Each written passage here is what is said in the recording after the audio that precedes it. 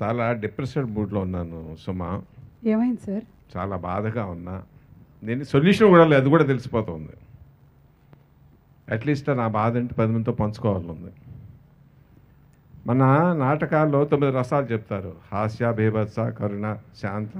నాకేనాడికి అన్నయ్యకి అన్నీ తెలుసు. కానీ 10వ రసం కనుక్కున్నాడు మా కాంచి. కనుక్కుని దాన్ని సాధించి దాని మీద డాక్టరేట్లు, పిహెచ్డీలు చేశాడు. దాని పేరు వెటకార రసం.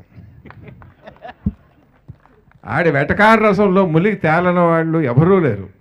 చిన్న కాదు, పెద్ద కాదు, ముసలి కాదు, మొదక లేదు, గురువు లేదు, శిష్యుడు లేదు. అందరూ ఫ్యామిలీ మెంబర్స్ మాకు చాలా ఎక్కువసారి ఏ కథ చెప్పినా, ఏ సీన్ చెప్పినా మహా మోసేస్తాడు.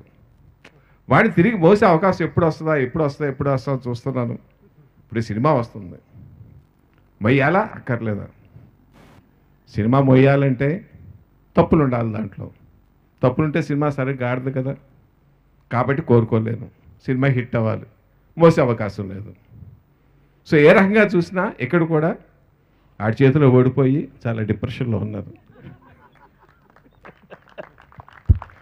సో కాబట్టి అందరిలా పడికట్టు మాటలు నేను మాట్లాడక తప్పటం లేదు. ఇంకోసారి ఓడిపోతున్న చేతిలోను. సినిమా చాలా పెద్ద హిట్ అవ్వాలని కోరుకుంటున్నాను. Thank you. ఇంకేమైనా ఉందమ్మా? ఏం చేయాలి? ఇంకో పడికట్టు మాట, song trailer. Thank you sir. కథ లేదు ఈ సినిమాకి. ఫస్ట్ కథే లేదండి. ఉన్నది ఏంటంటే రైటర్ ఉన్నాడు, కొన్ని కండిషన్స్ ఉన్నాయి. రైటర్ అంటే కాంచి.